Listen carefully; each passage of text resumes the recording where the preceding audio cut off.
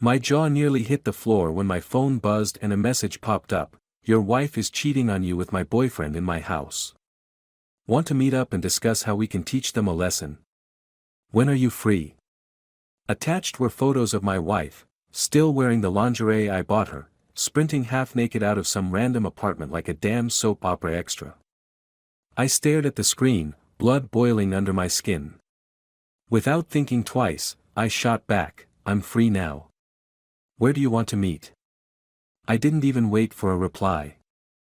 I was already throwing on my jacket, mind racing. My hands shook, not from fear, but from the pure rage bubbling up. Every disgusting image flashed through my mind, her laughing, touching, doing things that used to be ours. All of it playing out like some sick movie in my head. But there was no time for pity.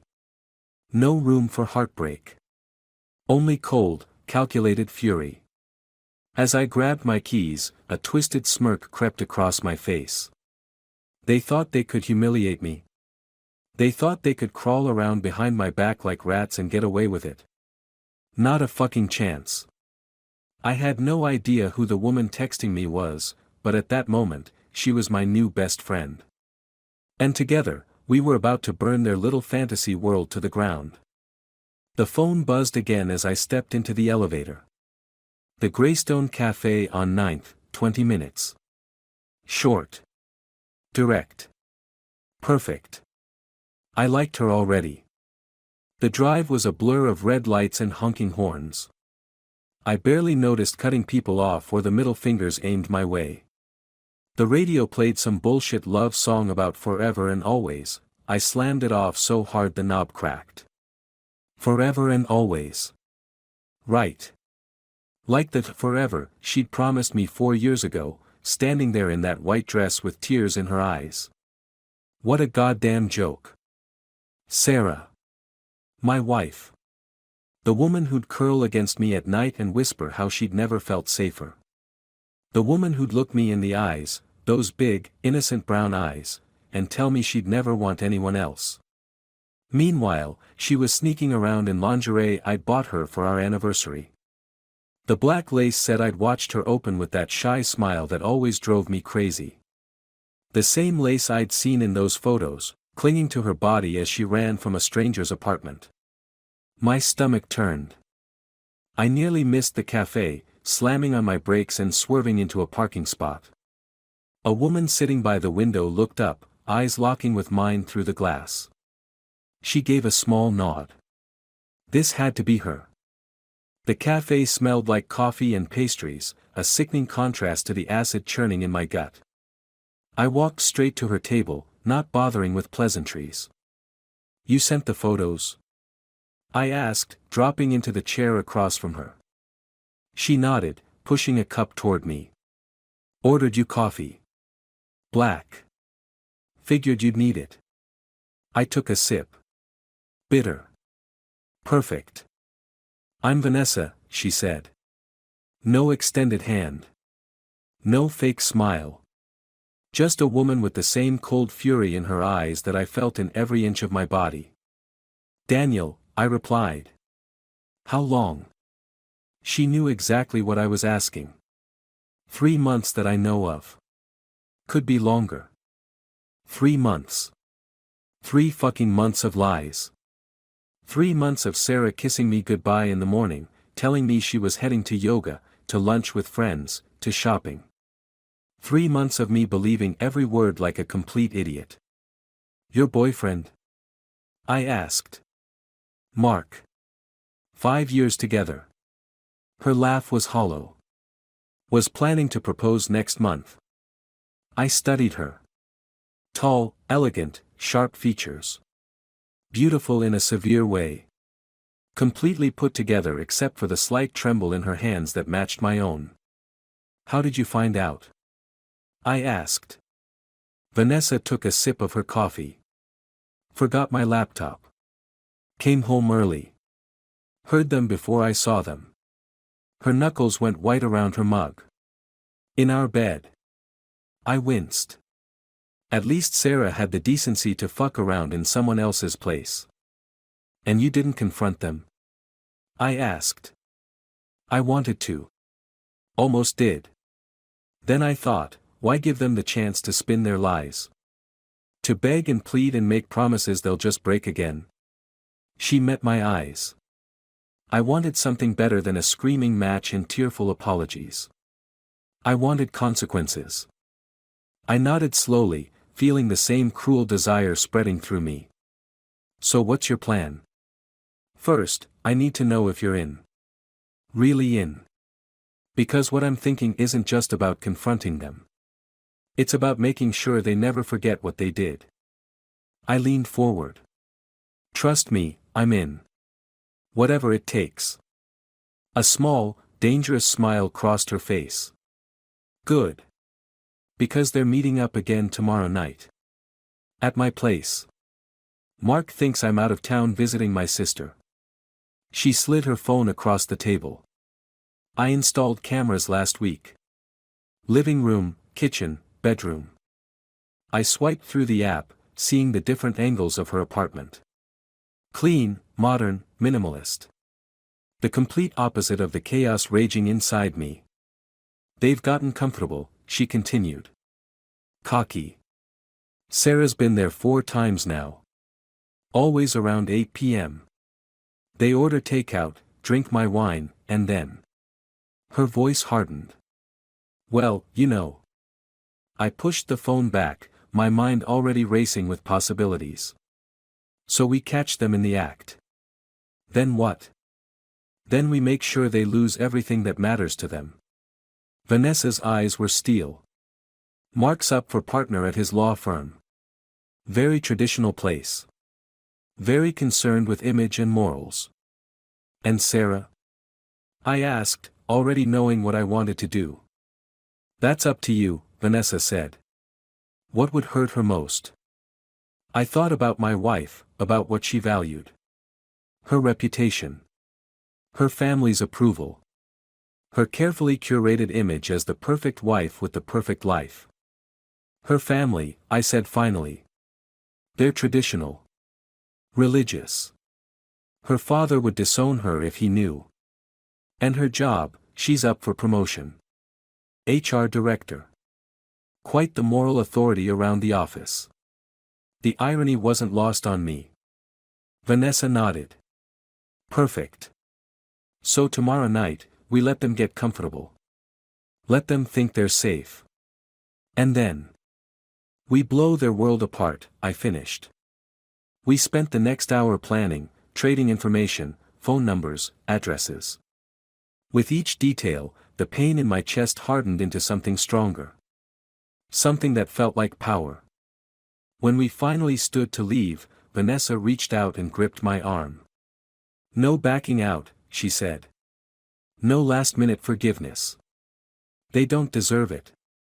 I covered her hand with mine. No forgiveness. Not now. Not ever. That night, I went through the motions at home. Ate dinner with Sarah. Listened to her talk about her day, all lies. Watched her check her phone when she thought I wasn't looking.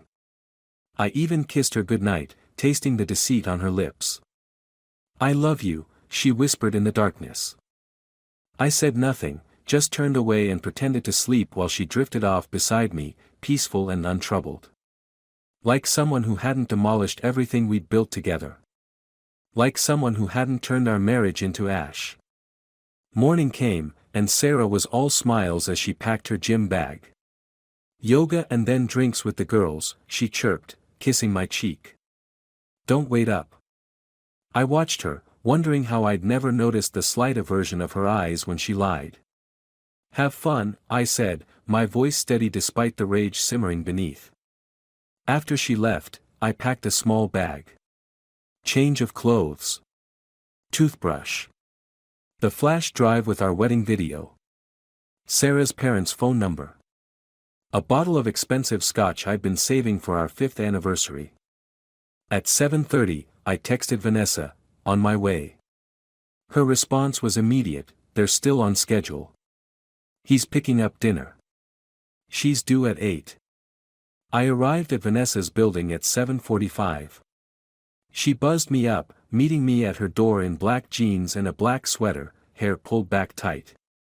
"Ready?" she asked. "Ready." Her apartment was exactly as I'd seen in the camera feeds. Clean lines. White walls. Modern furniture. Nothing out of place. In the corner of the living room, a sleek laptop displayed 4 camera feeds: front door, living room, kitchen, bedroom. "They won't see us coming," Vanessa said, handing me a glass of amber liquid. "Mark has a key, but he always rings the bell first. Force of habit." I took a long sip, letting the burn course down my throat. "And they'll both be here." "Like clockwork." "He texted an hour ago confirming. Said he was picking up Thai food, her favorite." She spat the last words. My Sarah loved Thai food. Pad CEW, extra vegetables, no egg. I wondered if this Mark knew that, or if he was still learning her preferences. Learning the little details that I'd spent years cataloging. At 7:55, the front door camera showed movement. Mark, I assumed, approaching with bags of food. Tall, well-dressed, with the confident stride of someone who believed he was entitled to everything he wanted. Including my wife. The doorbell rang. Vanessa and I retreated to the spare bedroom, leaving the door cracked. Just enough to hear, not enough to be seen. Sarah's voice drifted in first. "Hey, handsome." Flirtatious. Playful. A tone I hadn't heard from her in months. "Hey yourself," Mark replied. "Brought your favorite." "You're too good to me." I heard kissing. Wet, eager sounds that made my skin crawl. "Wine?" Mark asked. "God, yes." More sounds. Glasses clinking. Laughter. The rustling of takeout bags. They were making themselves at home. In Vanessa's home. While we crouched in the darkness, listening to them live the life they'd stolen from us. On the laptop screen, I watched them move around the kitchen. Sarah looking comfortable, familiar with the space. Mark's hand constantly finding her, her waist, her hip, her ass. My wife leaning into his touch like she was starving for it. "How much longer do we wait?" I whispered to Vanessa. Her eyes were fixed on the screen. "Until they've eaten. Until they're relaxed. Until they think they're safe." So we waited, watching them eat and drink and touch. Listening to them talk about their day, about work, about future plans. Plans that included cheating on the people who loved them. After dinner, they moved to the couch. Wine glasses refilled. Mark's arm around Sarah. Her head on his shoulder. "Vanessa's gone until Sunday," Mark said, kissing the top of Sarah's head. "We have the whole weekend." My wife smiled up at him. "I told Daniel I'm staying at Jen's tonight. Said we're having a girls' weekend." "So we have all night," Mark murmured, hands sliding up her thigh. Sarah giggled, actually giggled, and straddled him. "Whatever shall we do with all that time?" I felt Vanessa tense beside me as they started kissing deeply. As Sarah began unbuttoning Mark's shirt. As his hands found their way under her top. "Now," Vanessa said, standing. "We go now." We walked down the hall silently, Vanessa in front, me behind. Reached the living room just as Mark was lifting Sarah's shirt over her head, revealing the same black lace bra from the photos. "Well, isn't this cozy?" Vanessa said, her voice cutting through their passion like a knife. They froze.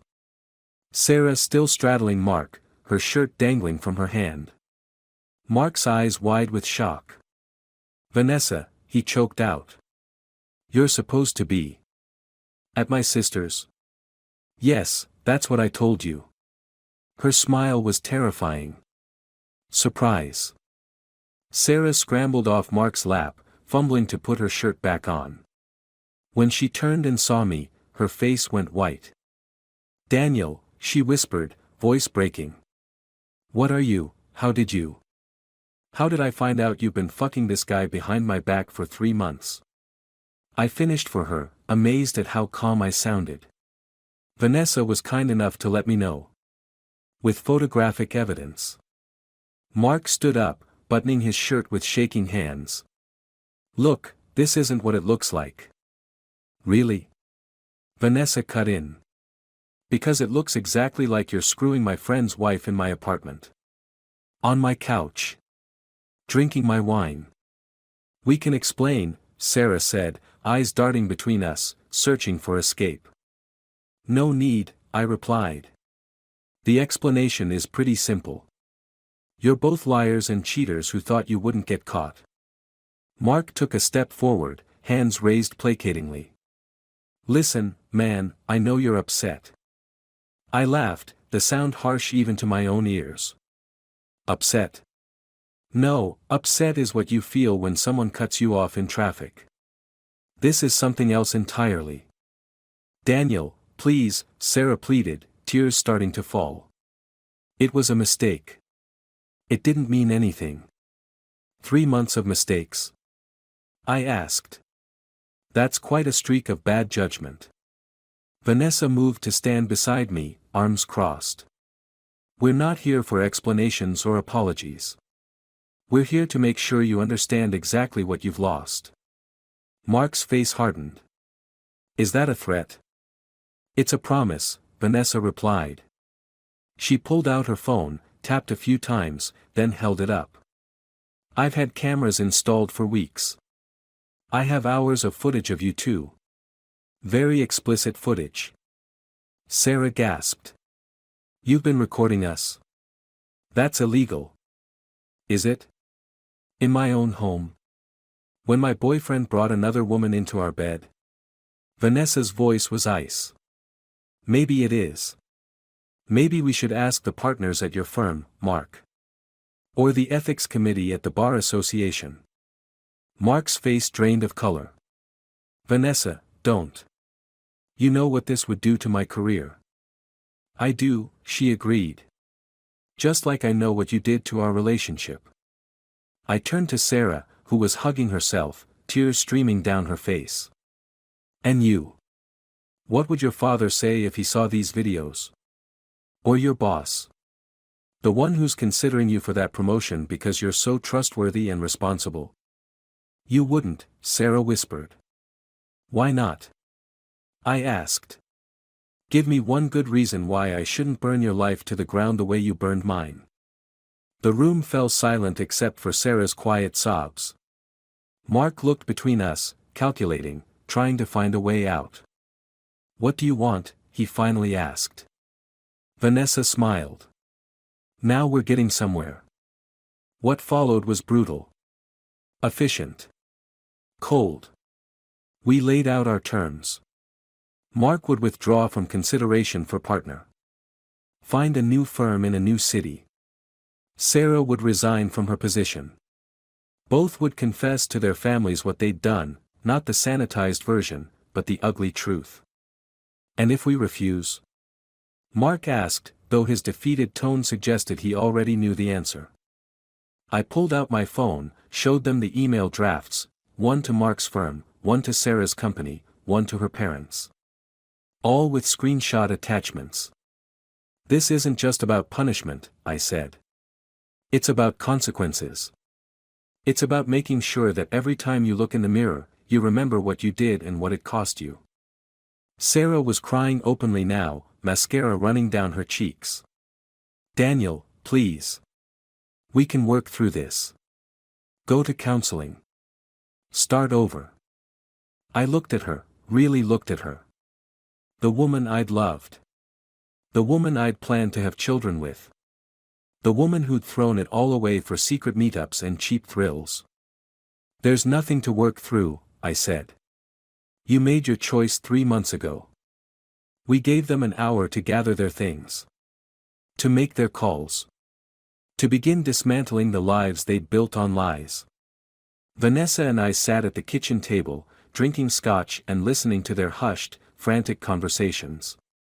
When they finally left, separately, Mark first, then Sarah, Vanessa and I found ourselves alone in the aftermath. Do you think they'll actually do it? I asked. Follow through with everything? Vanessa nodded, pouring more scotch into our glasses. They will. They have too much to lose if they don't. We sat in silence for a while, the weight of the night settling around us. Not victory, exactly. Not relief. Just the cold certainty that justice, however harsh, had been served. What happens now? Vanessa asked finally. I swirled the amber liquid in my glass. I don't know about you, but I'm going to file for divorce. Sell the house. Start over somewhere new. Alone. For a while. Maybe forever. I looked at her. You. She gave a small shrug. Same, I guess. Minus the house part. She raised her glass. To new beginnings. I clinked my glass against hers. To consequences. We drank, the scotch burning all the way down. Not friends, exactly. Not yet. But accomplices in the demolition of the lives we thought we had. And maybe that was enough for now. 3 days later, Sarah's parents called me, voices tight with disappointment and anger. They'd heard everything. Sarah had moved back home, tail between her legs. Mark had resigned from his firm, citing personal reasons. Their carefully constructed fantasy had crumbled exactly as planned. I felt nothing as I packed Sarah's things into boxes. Nothing as I changed the locks. Nothing as I deleted our wedding photos from my phone. The rage had burned itself out, leaving only ashes where my heart used to be. Sometimes at night, I'd wonder if there had been another way. A cleaner break. A less devastating confrontation. But then I'd remember Sarah's face as she straddled Mark, carefree and passionate in a way she hadn't been with me in years. And I'd remember that some betrayals don't deserve forgiveness. Some wounds aren't meant to heal clean. Vanessa texted me occasionally. Brief updates. Dark jokes. Once, an invitation for coffee that I accepted. We sat at the same cafe where we'd first plotted our revenge, two people connected by shared trauma and cold justice. Regrets? She asked. I thought about it. Thought about the life I'd lost. The future that had been stolen from me. The trust that had been shattered beyond repair. Not one, I replied. And I meant it. They'd made their choices. We'd made ours. And in the end, everyone got exactly what they deserved.